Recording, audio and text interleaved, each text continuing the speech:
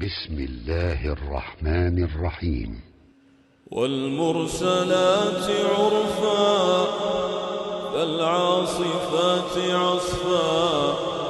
والناشرات نشرا فالفارقات فرقا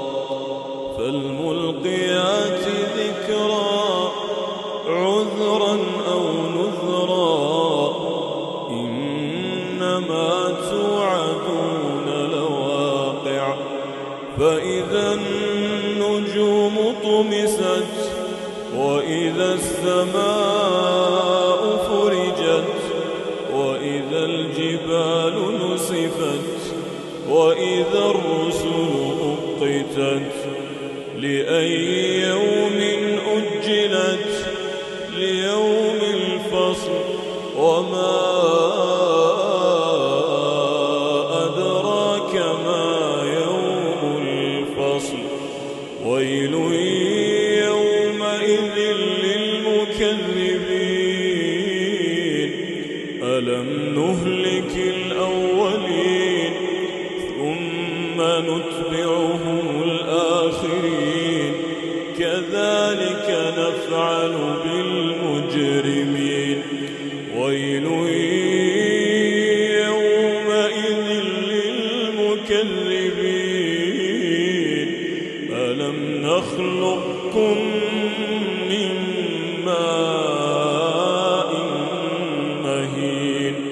فجعلناه في قرار مكين إلى قدر معلوم فقدرنا فنعم القادرون ويل يومئذ للمكذبين ألم نجعل الأرض كفاتا أحياء وأمواتا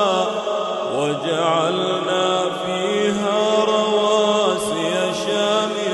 شامخات وأسقيناكم ماء فراتا ويل يومئذ للمكذبين انطلقوا إلى ما كنتم به تكذبون انطلقوا إلى ظل ذي ثلاث شعب لا ظليل ولا يغني من اللهب إنها ترمي بشرر كالقصر كأنه جمالة صفر ويل يومئذ للمكذبين هذا يوم لا ينطقون ولا يؤذن لهم فيعتذرون ويل يومئذ للمكذبين هذا يوم الفصل جمعناكم والأولين فإن كان لكم كيد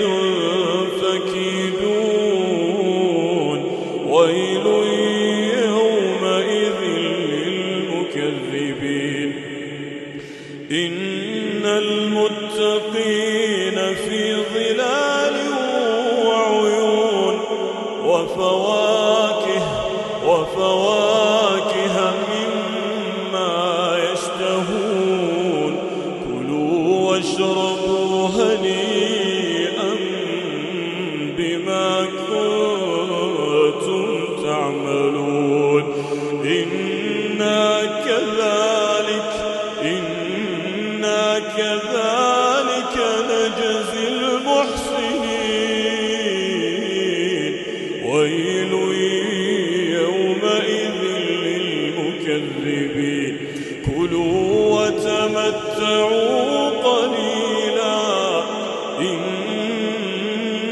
إنكم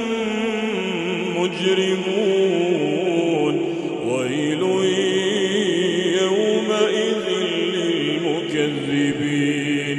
وإذا قيل